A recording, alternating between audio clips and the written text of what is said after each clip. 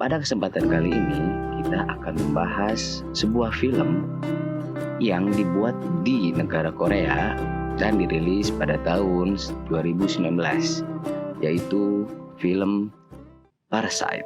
Di mana di film ini menceritakan sebuah keluarga Kim yang terdiri dari seorang ayah yang bernama Kim Ki-tae dengan istrinya Park Chung Suk. Mereka memiliki dua orang anak. Yang pertama anak laki-laki yang bernama Kim Ki-wo dan putrinya Kim Ki-jeong. Mereka tinggal di sebuah apartemen semi bawah tanah yang kecil dan kumuh. Ya mungkin bahasa halusnya gudang kali ya. Mereka tinggal di sebuah daerah yang bernama Banjinha. Pekerjaan harian mereka adalah melipat kotak pizza dengan penghasilan yang sangat kecil dan sangat kesulitan untuk memenuhi kebutuhan sehari-hari. Suatu hari, teman Ki-woo bernama Min Hyuk mengunjungi keluarga Kim dan memberikan sebuah batu keberuntungan yang dititipkan dari kakeknya. Setelah mereka mengobrol-ngobrol dengan keluarga Kim, Min Hyuk pun mengajak Ki-woo untuk keluar mencari udara segar. Ya, alias ke kedai gitu ya, minum-minum biasa anak muda nongkrong gitu. Di sana Min Hyuk pun mengutarakan rencananya untuk menuntut ilmu ke luar negeri kepada Ki-woo, sehingga menawarkan Ki-woo untuk mengambil alih pekerjaannya sebagai guru les privat bahasa Inggris di keluarga Park, yaitu seorang anak perempuan yang bernama Dahye. Singkat cerita, Ki-woo pun bersedia untuk menerima tawaran kawannya dikarenakan kondisi keluarganya yang memang sangat keterbatasan dalam ekonomi. Lalu keesokan harinya Ki-woo datang ke rumah keluarga Park. Di sana Ki-woo disambut oleh pembantu atau IRT. IRT ya? IRT kan ya? Pembantu teh maksudnya IRT kan ya? Bertemu ART-nya. Lalu ART ini mengajak Ki-woo untuk bertemu pemilik rumah ini, yaitu istri dari keluarga Park yang bernama Yeon-gyo. Setelah bertemu dengan Yeon-gyo, Ki-woo pun mengenalkan diri kepada Yeon-gyo bahwa dia adalah rekomendasi dari temannya sendiri, yaitu Min Hyuk. Lalu Ki-woo pun mengobrol dengan Yeon-gyo, ya dalih-dalih untuk mengobrol masalah harga kali ya. Harga apa, Cok? Ya harga sekali ngajar gitu. Ngajar apa, Cok? Ngajar les bahasa Inggris. Ini belum beres gue ngomong ini, jangan lu dipatahin. Tiba-tiba putra bungsu dari keluarga Park, keluarga Park yaitu bernama Dasong, turun dari tangga sambil mengenakan kostum Indian dan membawa busur panah dan menembakkan anak panah ke arah Ki-woo. Ki-woo pun panah. Aduh, panah cinta nggak tuh? Bukan kayak anjing pedofil bangsat. Lanjut. Asu. Lalu mereka pun mengobrol tentang situasi keluarganya. Scene pun langsung berlanjut ketika Ki-woo pertama kali mengajar Dahye. Ki-woo tiba-tiba memegang tangan Dahye. Dahye pun aduh, romansa. Jantung Dahye pun berdegup kencang karena tangannya dipegang oleh Ki-woo, dan disitulah mulai timbul benih-benih cinta masa yang putih. Ibunya pun kaget melihat kejadian seperti itu. Waduh, Ki-woo pun berhenti dan terpaku pada lukisan si Dasong. Ibunya pun langsung sombong gitu kan, karena lukisan anaknya yang katanya estetik gitu, bagus seperti seniman, calon seniman gitu kan. Pun ada itu bisa. Ki-woo pun mau tidak mau karena tidak enak, dia bilang bagus gitu kan, sambil menebak itu lukisan apa. Kata dia lukisannya itu seperti simpanse atau kayak di belakang gue nih, gorila kebon ya. Ibunya pun langsung menjawab bahwa itu adalah lukisan dirinya sendiri, dan Ki-woo pun tersipu malu. Bukan malu, Cok, dia kaget. Ternyata dia salah, anjing. Udah salah tebak, so tahu goblok memang nih anak satu. Lalu ibunya pun Lalu ibunya pun. iya ya. Lalu Ibunya. Yeonggo berbicara kepada Kiwo bahwa dia sedang mencari guru privat seni terapis untuk dasong. Terapis. Saya pikir siapa? Di sini terapis, di skripnya. Enggak gitu, Bang. Terapan. Terapan lagi ini apa? Terapan. Terapi seni. Tanggung, sampan anjing. Terapan, terapis. Ya pokoknya udah guru terapi, guru seni udah dua gitu ya untuk dasong. Karena melihat bakat dari dasong ya. Kiwo pun memanfaatkan kesempatan ini dengan menyarankan seorang profesional yang bernama Jessica yang berasal dari Chicago, Amerika Serikat. Chicago Bull. Itu tim basket asu. Ya udah lanjut dulu sama kemarin anjing. Iya. Keesokan harinya, Kiwo dan adiknya Ki Jong datang ke rumah itu, lalu memperkenalkan Ki Jong atau Jessica kepada Yeonggo. Di sana Yeonggo mengutarakan bakat-bakatnya dari dasong. Lalu Yeonggo mengajak Ki Jong ke rumah makan. Lalu Yeonggo mengajak Ki Jong ke meja makan sambil bercerita tentang bakat-bakat yang ada pada dasong. Kiwo pun langsung ke lantai atas ke kamar Dahye sambil you know lah. Ki Jong pun langsung ingin bertemu dengan makar kunyuk asu. SMR goblok. Ini gua aja masih nahan loh. Ki Jong pun ingin bertemu dengan Dasong untuk mengecek keadaan Dasong atau bakat Dasong. Namun ketika Yeonggo mengantar Ki Jong ke kamar Dasong, Ki Jong pun berpesan agar meninggalkan mereka berdua dan jangan sampai ada yang mengganggu. Singkat cerita, Ki Jong pun turun dan langsung menemui Yeonggo. Dan dia langsung bercerita tentang keadaan Dasong yang sebenarnya. Bahwa Dasong ini telah mengalami peristiwa-peristiwa aneh, supranatural. 98. 96. Nggak gitu juga. Nggak gitu asu. Lu mau diculik anjing. Bahwa Dasong mengalami trauma. Yeonggo yang mendengarnya langsung kaget. Karena Ki Jong mengetahui keadaan anaknya yang sebenarnya. Ki Jong pamit untuk pulang. Yeonggo pun langsung memberikan saran kepada Ki Jong agar mau diantar oleh supir pribadi keluarga Park. Tapi karena dipaksa oleh si ibu-ibu ini, ya. Ibu siapa, Cok? Ibu-ibu, Cok. Ibu-ibu. Ibunya siapa? Ya Jelasin. keluarga Park lah. Wes. Ya wes. Yeonggo ya kan jadi salah gue nyebut nama. Goblok sih lu. Ya udah lanjut. Iya. Baca skrip Iya. goblok. Iya. Ki Jong pun akhirnya mau karena dipaksa. Ketika di perjalanan, Ki Jong pun langsung melancarkan rencana jahatnya untuk memfitnah supir keluarga Park dengan meletakkan celana dalamnya di dalam mobil milik keluarga Park. Aduh, ini udah Seakan-akan dia super habis skandal gitu. Iya, ini cewek cantik tapi sayang jahat emang ya. Setelah mengantar Ki Jong sampai stasiun, mobil pun pulang. Bukan supirnya, mobilnya jalan sendiri. Goblok. Telsa. Mobil apaan, Tesla? Telsa udah bener teh. Tesla. Bodoh anjing. Nah, skip. Lanjut. Dong yaitu kepala keluarga Park mengecek di dalam mobil dan ngegap. Bukan bahasa halusnya apa sih?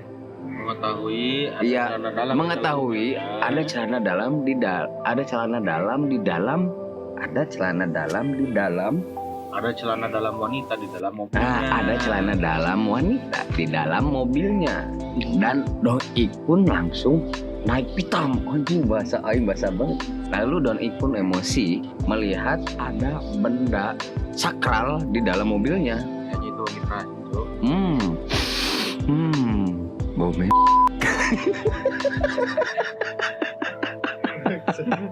Gak ada otak. Lanjut. Singkat cerita ya, supir pribadi keluarga Park pun langsung dipecat. Nah, lalu disitulah rencana keluarga Kim berlanjut. Kijang pun langsung merekomendasikan kepada keluarga Park. Jadi mau Kijang apa Jessica nih? Ya, oh iya ya, udah Kijang aja. Iya apa? Jessica aja dah. Jessica pun langsung menawarkan seorang mantan supir valet yang ternyata dia adalah Kitaek, yaitu ayahnya sendiri. Dan untuk terakhir kalinya, Kitaek berkomplot dengan kedua anaknya untuk menarik sang ibu Chung Suk menjadi asisten rumah tangga dan mencoba menakut-nakuti bahwa pembantu mereka saat ini, Moon Gwang, mengidap penyakit tuberkulosis. Itu TBC ya kalau di Indonesia. Tuberkulosis. Kalau di Indonesia sebutnya TBC. Tuareg bonge conge, dengan memanfaatkan alergi buah persik yang dideritanya. Suatu hari, warga Park berkemah selama sehari semalam sebagai hadiah atas ulang tahun Dasong. Keluarga Kim berpesta pora, menikmati fasilitas mewah dan mabuk-mabukan di rumah itu. Pada malam hari, saat hujan deras turun, Moon Gwang tiba-tiba meminta izin masuk ke rumah karena dia ingin mengambil sesuatu di ruang bawah tanah. Saat seluruh keluarga bersembunyi, Chung Suk mengizinkan Moon Gwang masuk. Tanpa diduga siapapun, Moon Gwang menunjukkan sebuah bunker di bawah rumah itu. Tempat suaminya, Gunse lah, bersembunyi selama 4 tahun untuk menghindari jeratan rentenir. Ide bagus sih, biar nggak ditarik motornya. Ketika Chung Suk mengancam akan memanggil polisi, kebohongan keluarga Kim secara tidak sengaja terbongkar disebabkan oleh Kiwo yang terpleset jatuh, sehingga ayah dan adiknya termasuk Kiwo jatuh ke bawah dan dilihat oleh Moon Gwang. Ini anak memang bawa sial anjing, udah sama Pak Boy gitu ya, penipu bawa sial, hidup lagi anjing. Tanpa pikir panjang, Moon Gwang memanfaatkan kesempatan itu dengan merekam mereka dan mengancam untuk mengirim rekaman itu. Nggak usah nge-vape depan aing bangsa, tolong memang. Sampai mana gue jadi lupa, lu bor-bor. Itu dibaca aja. Moon Gwang memanfaatkan kesempatan itu dengan merekam mereka dan mengancam untuk mengirim rekaman itu kepada keluarga Park. Dan ternyata Lalu Moon Gwang dan Geunse menahan keluarga Kim di ruang tengah sambil mengejek dan mengancam untuk mengirim kode nuklir kepada keluarga Park. Namun saat Moon Gwang dan Geunse lengah, keluarga Kim berusaha merebut ponsel Moon Gwang dan saling berkelahi di ruang keluarga. Buset. Deng deng deng. Keluarga Kim akhirnya berhasil merebut ponsel itu. Karena hujan sangat deras, keluarga Park tiba-tiba membatalkan liburan mereka dan menelpon Chung Suk. Lalu keluarga Kim pun menyekap Moon Gwang dan Geunse di bunker serta membersihkan ruang keluarga dan kemudian bersembunyi. Sementara Chung Suk terbirit-birit memasak ramyeon sebagaimana permintaan Yeonggyo. Ketika Moon Gwang berhasil melarikan diri menuju ruang keluarga, Chung Suk menendangnya kembali. Buset. Sehingga Moon Gwang terpental ke bawah. Kepala Moon Gwang pun terbentur dinding dan mengalami gegar otak. Kasian anjing udah kolot gegar otak tai. Spy. Saat Chung Suk menyajikan hidangannya, Yeonggyo mengungkapkan pengalaman traumatik Dasong yang pernah ia alami beberapa tahun lalu saat ia melihat sosok yang dikira hantu, yaitu pengalaman traumatik yang dijelaskan oleh Kijong atau Jessica, yang sebenarnya adalah Geunse yang keluar dari bunker. Si botak asu tuyul.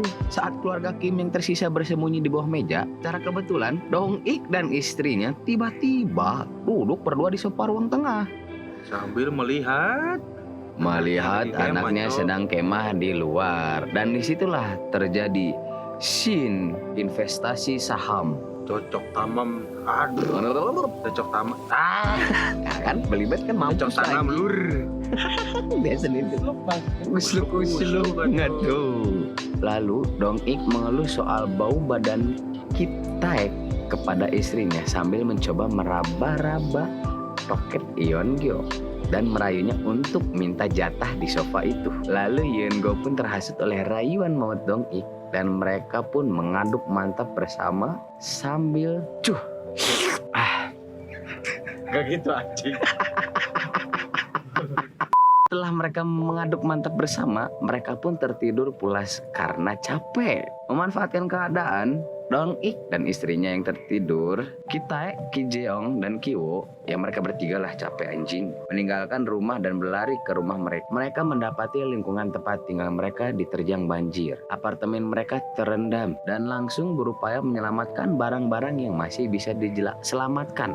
Sedangkan Ki Jeong malah asik merokok di atas WC yang isinya meluap-luap yang berisikan tokai-tokai. Lalu Kiwo membawa batu keberuntungan ke sebuah gelanggang olahraga, tempat di mana warga yang kebanjiran diungsikan. Sementara itu, Moon Kwang, mantan ART keluarga Park, meninggal akibat gegar otak, dan Geun-sae menangis karena ditinggal oleh istri tercintanya. Keesokan berikutnya, Yeon-gyo mengadakan keesokan hari. ya, Keesokan berikutnya gimana sih? keesokan hari. Keesokan berikutnya. Lu ngajak ribut sih, asli. Keesokan hari. Oke, keesokan harinya, protes lagi lu. Udah lanjut. Oh iya, keesokan harinya Yeon-gyo mengadakan pesta ulang tahun untuk Dasong. Ia mengundang seluruh keluarga Kim dan teman-teman dan saudara keluarga Park. Sementara Ki-taek dan Chung Suk diminta datang untuk bekerja. Kiwo membawa batu ke bunker. Geun-sae menyergap Kiwo dan memukul kepalanya dengan batu, lalu kabur. Mencoba membalas dendam atas kematian istrinya Moon Kwang, ia mengambil pisau dapur dan menusuk Ki Jeong di depan para tamu pesta yang menjerit ketakutan. Dasong mengalami kejang akibat trauma setelah melihat pala botak. Sementara kita bergegas menghentikan pendarahan Ki Jeong. Anjing, mana tadi? Nah, sementara kita bergegas untuk menghentikan pendarahan Ki Jeong saat Dong Ik berteriak kepadanya untuk mengantar Dasong ke rumah sakit. Namun kita melempar kunci mobil dan kunci itu terperangkap di bawah Chung Sok dan Geun-sae yang sedang berkelahi. Tepat sebelum Chung Sok menewaskan Geun-sae dengan tusukan daging. Ada lagi. Iya, tusukan daging, Cok. Bangsat. Oh, panggangan ya? Oh, tepat sebelum Chung Sok menewaskan Geun-sae dengan tusukan panggangan. Tusukan apa panggangan? Tusukan panggangan. Gimana tuh? Gue jadi bingung. Panggangan. Hah? Kok tusuk panggangan? Tusuk panggangan. Tusukan barbeque anjing. Tusukan barbeque, itulah udah anjing ribet babi. Nah, dari semua kekacauan itu, kita yang memendam kemarahan atas perilaku Dong Ik kepadanya dan reaksi Dong Ik yang menunjukkan rasa jijik setelah mencium bau badan Geun-sae saat mengambil kunci mobil, mengambil pisau dan menusuk Dong Ik hingga tewas lalu melarikan diri. Beberapa minggu kemudian, Kiwo terbangun dari koma. Kiwo dan ibunya dihukum dengan dakwaan penipuan dan menjalani masa percobaan. Sementara Ki Jeong tewas dan Ki-tae menghilang. Kiwo terus memata-matai rumah keluarga Park yang kini telah dijual ke keluarga berkewarganegaraan Jerman dan melihat kode Morse dari lampu yang berkedip-kedip yang diterjemahkan sebagai pesan dari ayahnya, Ki-tae. Pesan tersebut berasal dari Ki-tae yang kini bersembunyi di bunker. Ki-tae mengubur jasad Moon Kwang di halaman belakang. Kiwo menulis surat kepada ayahnya yang bersumpah bahwa suatu hari dia akan mendapatkan uang yang cukup untuk membeli rumah sekaligus menyatukan kembali keluarganya yang tersisa. Dan film pun berakhir dengan Shin, Kiwo, dan Chung Suk yang masih tinggal di Ban Jin Ha, persis seperti adegan awal dari film.